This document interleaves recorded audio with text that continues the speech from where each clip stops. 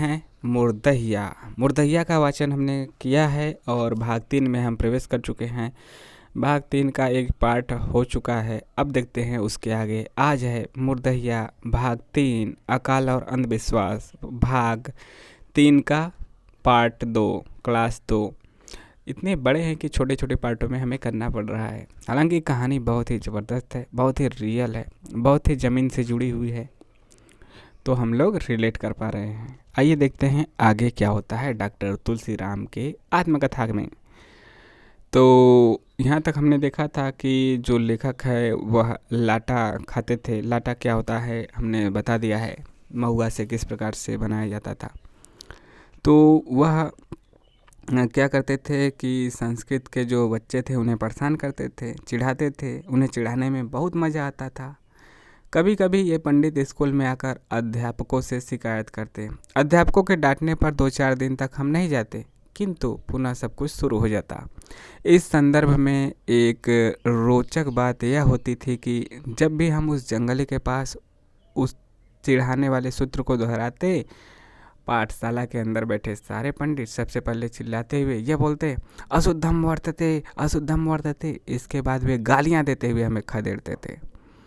सभी बच्चों शुरू में अशुद्धम वर्तते का अर्थ नहीं समझते थे, किंतु एक दिन हाई स्कूल के संस्कृत अध्यापक चंद्रशेखर पांडे से कुछ बच्चों ने प्रणाम पंडित जी कहते हुए अशुद्धम वर्तते का अर्थ पूछा। उन्होंने बताया कि अशुद्धम वर्तते का मतलब गलत है।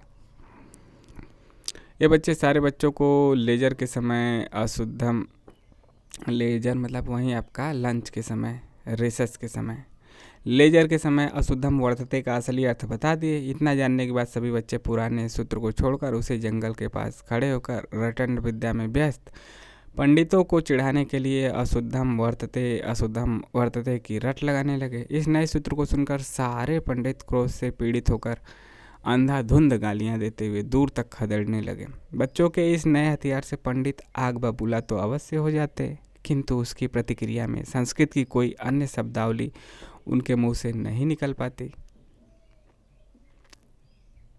धीरे धीरे थक हार कर पंडितों ने बच्चों को खदेड़ना बंद कर दिया, जिसके बदले बच्चे भी उन्हें चिढ़ाना कम कर दिए। बच्चे चिढ़ा रहे थे, सच मानिए तो पंडितों द्वारा क्रोधित होकर गालियां देते हुए खदेड़ने से बच्चों का काफ़ी मनोरंजन होता था।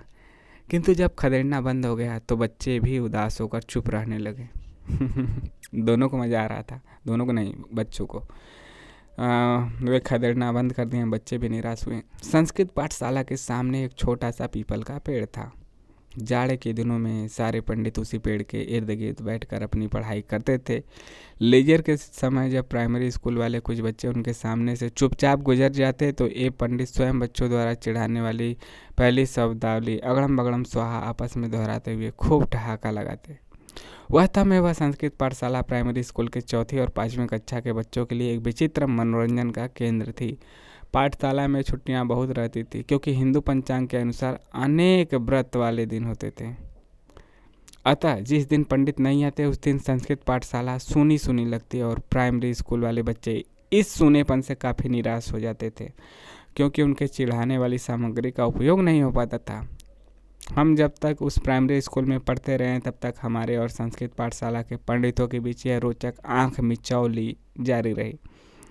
आज भी वो गाय की पूंछ के बराबर चूंकी धारी पंडित मुझे बहुत याद आते हैं। चुंडी रखते थे। मन करता है कि यदि वे पुनः मिल जाए तो मैं अगड़म बगड़म स्वाहा दोहराऊं, जिसके बदले गालियां सुनते हुए दूर तक खदेड़ा जाऊं। यानी कि इसमें मज़ा आने लगा था, मज़ा आता था लेखक को और उसके दोस्तों को। 4वीं-5वीं कक्षा में जाते जाते मैं बहुत कुछ सीख चुका था, इसलिए पढ़ाई में बहुत मन लगने लगा था। गणित में मुझे हमेशा 100% अंक मिलते, मतलब 100 में से 100, 50 में से 50, 20 में से 20, जितने भी नंबर का पेपर होता था पूरा में पूरा। इन दोनों कक्षाओं में शाम के समय अंतिम घंटा मेंटल का होता था, यानी मनोविज्ञान, जिसके तहत गणित के जबानी मेंटल विज्ञान मतलब कि मौखिक रूप से सवाल पूछे जाते थे, जिसके तहत गणित के जबानी प्रश्न पूछे जाते थे तथा सोचने के लिए मुश्किल से 1 मिनट का समय दिया जाता। जवाब न दे पाने वाले छात्रों को खड़ा रहना पड़ता था और फिर अध्यापक पूरी कक्षा से कहते जो उत्तर देना चाहता है वह तुरंत बताए। मैं हमेशा उत्तर सबसे पहले बता देता। इसके बाद अध्यापक मुझे आदेश देते कि जिन छात्रों ने उत्तर नहीं दिया है उन्हें मैं एक एक झापड़ या मुक्का मारूं। मैं अक्सर रोज ही इस प्रक्रिया में अनेक छात्रों की पिटाई कर देता। जिसके कारण छात्र खास करके सवर्ण जातियों के बच्चे मुझसे बहुत घृणा करने लगे थे, जिसका मैं प्रमुख कारण था मेरा अछूत होना, मेरा दलित होना तथा ऊपर से चेचक वाला चेहरा तथा एक आंख खराब होना। ऐसे छात्र लेजर के दौरान मुझे इंगित करके बाजार में सामान बेचने वालों की बोली बोलकर नकल कर कर कहते, ले अमरूद एक आना, यानी एक आना का बिगड़ा हुआ रूप एक आना। ऐसा सुनकर मुझे बहुत बुरा लगता, किंतु कुछ बोल नहीं पाता था, जिसकी खास वजह थी मेरे घर का वातावरण, जिसमें मुझे इस तरह की शब्दावली से अक्सर जूझना ही पड़ता था। किंतु मैंने स्कूल में इससे निपटने का एक उपाय ढूंढ लिया था। जो छात्र वैसा कहकर मुझे चिढ़ाते थे, उन्हें मेंटल के दौरान अध्यापक द्वारा झापड़ मारे जाने के लिए कहने पर मैं बहुत ज़ोर से मारता था। अच्छा, लेखक भी बदला ले रहा था, मतलब हचाक से एकदम जड़ देता था तमाचा, जिससे वे तिलमिला कर रह जाते थे। किंतु वे अध्यापक के डर से कुछ नहीं कर पाते थे। बाद में कई छात्र में मेंटल वाला घंटा आने से पहले मुझसे गिड़गिड़ाते हुए कहते, आज जोर से मत मरिया। मेरा यह हथियार बड़ा काम का सिद्ध हुआ। धीरे धीरे सामान बेचने वाली बोली बंद हो गई। चौथी कक्षा के बाद मुंशी जी से छुटकारा मिल गया, क्योंकि 5वीं कक्षा को हमेशा हेडमास्टर परशुराम सिंह पढ़ाते थे। हेडमास्टर साहब प्रायः सवर्ण छात्रों से कहते, ठीक से सवाल पढ़ के ना आई बा तो यही चमड़ा से रोज पिटाई बा। यह सुनकर मैं बहुत खुश होता और इससे मुझे गहन अध्ययन की बहुत प्रेरणा मिलती। पढ़ाई के दृष्टिकोण से हेडमास्टर परशुराम सिंह मेरे सबसे प्रेरणा स्रोत थे। वे हमेशा कक्षा में मेरी प्रशंसा करते और जब ज़्यादा खुश होते तो कहते, ई चमड़ा एक दिन हमारे स्कूल का इज्जत बढ़ाई। उन दिनों प्राइमरी स्कूल में डिप्टी साहब यानी स्कूल इंस्पेक्टर का बहुत खौफ रहता था। 3-4 माह में एक बार जिला केंद्र से कोई न कोई डिप्टी साहब अवश्य स्कूल का दौरा करने आ जाता तथा नियमित रूप से वे पता लगाते कि स्कूल में पढ़ाई लिखाई ठीक से चल रही है या कि नहीं। एक बार एक डिप्टी साहब आने की तारीख निर्धारित कर दिए थे। स्कूल के अध्यापकों के बीच बड़ा हड़कंप मच गया था, कि जिसका प्रमुख कारण था कि डिप्टी साहब चमार थे। हड़कंप इस सवाल पर सबसे ज़्यादा मचा हुआ था कि खाना तो रोज की तरह अध्यापकों के चौके में बन जाएगा, किंतु अपनी थाली में कैसे खिलाएंगे। हेडमास्टर साहब ने मुझसे कहा मैं अपने घर से एक लोटा तथा एक थाली लाऊं, किंतु यह बात किसी को भी मैं न बताऊं। मैंने वैसा ही किया। उसी में डिप्टी साहब को खाना दिया गया। चमार डिप्टी साहब ने सबसे ज़्यादा डर इस बात के लिए था कि यदि वे स्कूल से नाराज़ हो गए तो जिला केंद्र पर शिकायत कर देंगे और सारे अध्यापकों की तनख्वाह रोक दी जाएगी। वैसे जब भी कोई डिप्टी साहब आते हमेशा तीसरी तनख्वाह रोक दी जाएगी। जब भी डिप्टी साहब आते हमेशा तीसरी से 5वीं कक्षा के बीच किसी कक्षा का चयन करके उसके बच्चों से कुछ सवाल पूछते हैं, यानी 3, 4 और 5 से 1-2 को छोड़ के मुआयना करने का उनका यही तरीका होता था। ऐसे अवसरों पर हेडमास्टर साहब हमेशा मुझे मुआयना वाली कक्षा में सबसे पीछे बैठा देते। मुझे उनका निर्देश होता था कि डिप्टी साहब जब भी कोई सवाल किसी से भी पूछे तो तुम तुरंत खड़े होकर उत्तर दे देना। मैं ऐसा ही करता था। ऐसा करने पर डिप्टी साहब अक्सर चिढ़कर कहते कि तुमसे तो हमने सवाल पूछा नहीं था। इस पर हेडमास्टर साहब हमेशा डिप्टी साहब से कहते हैं कि साहब यह हरिजन का बेटा है, जो हमारे स्कूल का सबसे अच्छा विद्यार्थी है और आदतन हर काम पहले करता है। उनके इस तर्क पर डिप्टी साहब का पूरा ध्यान हरिजन के इर्द गिर्द चला जाता और वे तुरंत पूछने लगते कि और कितने हरिजन यहाँ पढ़ते हैं तथा वे पढ़ने में कैसे हैं, आदि आदि। इस तरह मुआयना समाप्त हो जाता है। हेडमास्टर साहब की यह रणनीति हमेशा सफल होती है, किंतु एक बार वहीं पुराने वाले डिप्टी साहब दोबारा आ गए।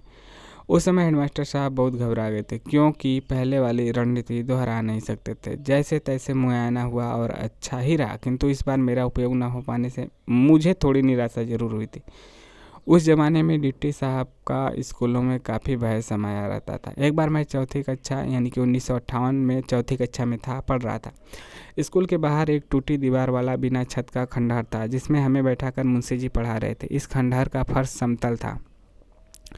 मुंशी जी आदतन हमेशा हुक्का पीते रहते थे तथा बच्चों से आग जलवाकर अपनी तंबाकू वाली बीड़ी से बड़ी सी चीलम भरवाते थे।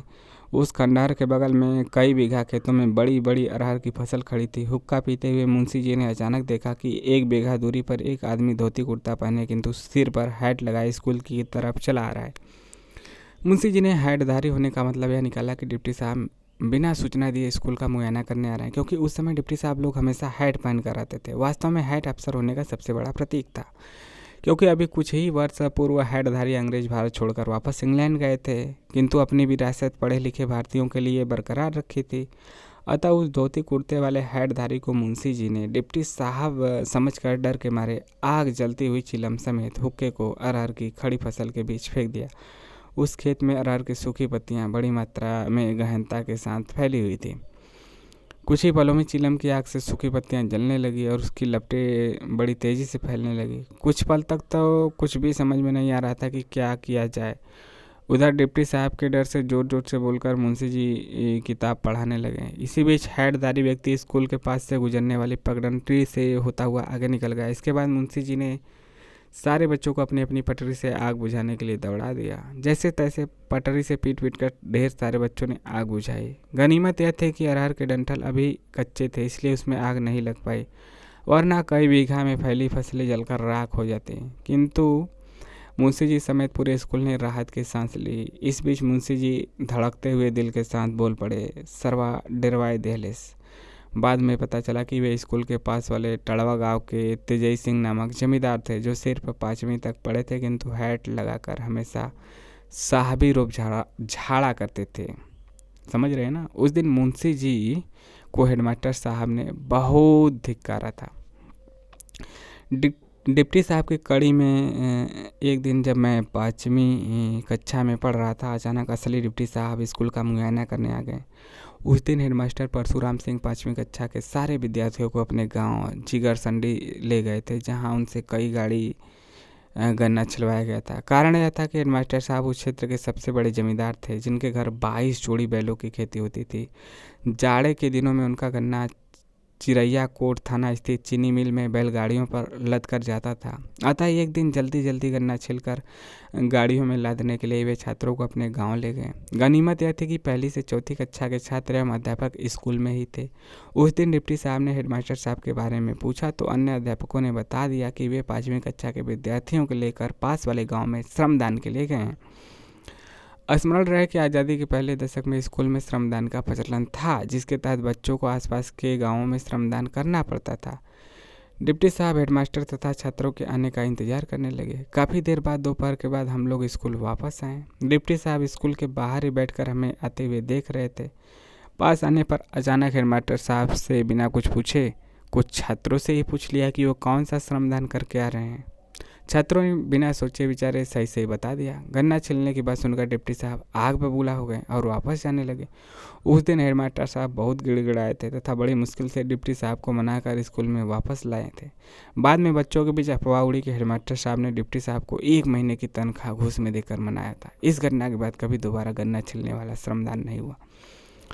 उधर वापस गांव में देखा जाए तो सन 1958-59 में लगभग 1957 का ही अग्रसारित रूप था। इस अवधि में हमारे पूरे क्षेत्र में भयंकर सूखा पड़ गया था तथा दोनों वर्ष बहुत कम बारिश हुई थी। चारों तरफ हाहाकार मचा हुआ था। उचित सिंचाई के साधनों की निहायत कमी के कारण अधिकतर फसलें सूख गई थी। अतः 1957 में नवग्रहों के मिलने से होने वाले अनिष्ट की अफवाहों का साकार रूप सूखे से उत्पन्न स्थिति में लोगों को साफ तौर पर दिखाई देने लगा था। समझ रहे हैं। जो पहले था अंधविश्वास, अंधविश्वास इस चैप्टर का नाम ही है, अकाल और अंधविश्वास। इसलिए अंधविश्वासों का हद से ज़्यादा बोलबाला हो गया। खाद्यान्नों की कमी के कारण लोग भूखमरी के शिकार होने लगे। अनेक गांव में विशेष रूप से दलित परिवार के लोग रात में अक्सर फाका करने लगे थे। हमारे घर वालों को भी यही स्थिति थी। हमारी दादी हुक्की पीने की बड़ी शौकीन थी, इसलिए एक बोरसी में हमेशा कंडे की आग सुरक्षित रहती थी। दलित बस्ती की अनेक औरतें चूल्हा जलाने के लिए प्रायः रोज दादी से आग मांग कर ले जाती थी। उस समय घरों में फाका के कारण चूल्हे नहीं जलते थे, इसलिए दादी से कोई जब आग मांगने आता तो वह बड़ी दुखित होकर कहती, लगता है उसके घर खाना नहीं पकेगा। दादी की इस उक्ति में अत्यंत करुणा का भाव छिपा रहता था, किंतु जिस दिन स्वयं हमारे घर में चूल्हा नहीं जलता उसके बारे में वह कोई प्रतिक्रिया नहीं देती थी। दादी की इस चुप्पी के बारे में जब आज मैं सोचता हूँ तो लगता है कि उसके अंदर कितनी भारी पीड़ा सुलगती रही होगी। उस अकाल के दौरान सबसे सस्ती वस्तु चीनी मिल से निकला हुआ चोटा होता था। अधिकतर दलित बाजार से चोटा लाकर सुबह और दोपहर को उसका रस घोलकर पीते थे तथा उसके साथ मटर की दाल पानी में भिगोकर 1-2 मुट्ठी खा लेते थे। रात के समय यदि उपलब्ध हुआ तो आटे की मोटी लिट्टी बनाकर नमक प्याज से लोग गुजारा करते थे। चोटा लगातार पीते रहने से विशेष रूप से बच्चों को अक्सर पेचिश की बीमारी हो जाती थी। ऐसा होने पर दादी प्रायः गांव की औरतों को कहती कि वे अमरूद या अमलतास की पत्ती पीसकर छानने के बाद उसका रस पेचिश पीड़ित को पिलावें। इस रस से पेट हमेशा ठीक हो जाता था। गांव के आसपास के छोटे मोटे जल स्रोतों के सूख जाने के कारण दलित बच्चे अक्सर बहुत कम नहा पाते थे, इसलिए खुजली की बीमारी बड़ी तेज़ी से फैल जाती थी। दादी खुजली ठीक करने के लिए भंगरैला नामक पौधे की पत्तियां पीसकर उस पर छोंपने के लिए कहती थी, जिससे खुजली ठीक हो जाती थी। फोड़े फुंसी के ऊपर वह अखोल के पत्ते पर मदार के दूध को पोत कर चिपकवा देती थी, जिससे उसका इलाज हो जाता था। इस प्रकार के अनेक नुस्खों से उस सकाल में दादी अनेक लोगों का मुफ्त में इलाज कर देती। सबसे मज़ेदार बात तो यह थी कि दिवाली का त्यौहार आने पर मेरी माँ परंपरा के अनुसार अनाज पछोड़ने वाले सूप को एक लकड़ी से भद भद पीटते हुए रात की अंतिम घड़ी में घर के एक कोने में जाती और साथ में जोर जोर से अर्धगान शैली में सूप पीटो दरिद्र खेदो का जाप भी करती रहती। सूप पीटो दरिद्र खेदो, इस प्रकार से गांव की अन्य महिलाएं भी ऐसा करती थी, किंतु कोई घर से दरिद्रता भगा पाने में कभी सफल नहीं हुआ। उस अकाल में भी खूब सूप पीटे गए, किंतु हर घर के कोने कोने में वहीं समाई हुई थी। आपने देखा होगा कि दिवाली के समय हम लोगों के घर में पीटा जाता है। जैसे कि कल दिवाली भी था, आज सुबह दिवाली के सुबह आज पीटा गया सूप। आज का क्या है, जब मैं यह वाचन कर रहा हूँ, वाचन स्वर 19 वाचन कर रहा हूँ, तो आज समय है 25 अक्टूबर 2022। उस अकाल में भी खूब सूप पीटे गए, किंतु हर घर के कोने कोने में वहीं समाई हुई थी। ऐसा लगता था मानो धरती की सतह से पानी कहीं उड़ गया, किंतु हर बड़े छोटे भूखे की आंखों में तो एक समंदर हिलोरे ले रहा था। गांव के जमींदारों के पास अन्न के भंडार हमेशा होते थे। वे कई मन के अनाज अलग से रखते थे, जिसे बेगही कहते थे। बेगही का मतलब था खेत में बोने के लिए बीज। वे हर साल दलितों को हर फसल बोने के लिए सवैया पर बेगही देते थे। सवैया का मतलब था कि यदि 1 सेर यानी 1 किलो बेगही दिया गया तो फसल कटने के बाद 1.25 सेर अनाज लौटाना पड़ेगा। समझ गए?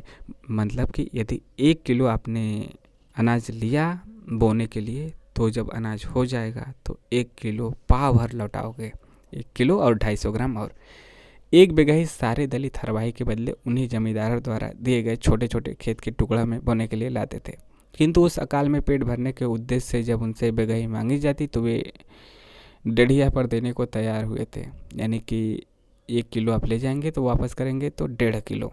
डेढ़िया का मतलब है 1 सेर के बदले 1.5 सेर। सेर का मतलब किलो है।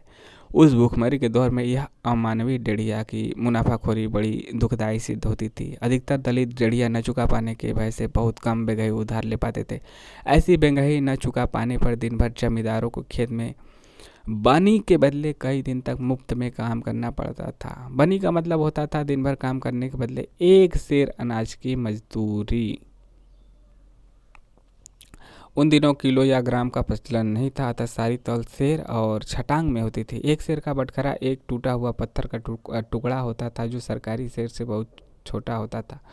हमारे गांव के ब्राह्मण तो ईंट तोड़कर अपना सेर चलाते थे, जो असली सेर से लगभग 1/4 कम का होता था। 1/4 कम यानी कि 75%। यानी कि असली जो 1 सेर मान लीजिए कि 1000 ग्राम का था, तो जो 1/4 होता था, 1/4 कम होता था, वो 750 ग्राम का ही। वे बनी इसे ईंट से तौल कर देते हैं, यानी कि तौलने में आपको कहते हैं कि 1 किलो दे रहे हैं, लेकिन देते 750 ग्राम, क्योंकि उनका बटखरा कम था। वह भी सबसे खराब अनाज देते थे जो दलितों को देते थे, किंतु बेगही वापस असली सेर से तौलते थे 1000 किलो वाले से। मतलब इतना धोखेबाज। अतः बेगही तथा कम तौली हुई बनी का मिलना भी दूभर हो जाता था। तो अगला देखेंगे अगले पार्ट में। इसके आगे भाग 3 का अगले पार्ट में देखेंगे। आपको कैसा लग रहा है ज़रूर कमेंट करके बताते रहिए, और अभी तक लाइक शेयर सब्सक्राइब नहीं किए तो कर लीजिए। मिलेंगे नेक्स्ट वीडियो में इसके आगे की कहानी के साथ। तब तक के लिए जय हिंद, जय भारत।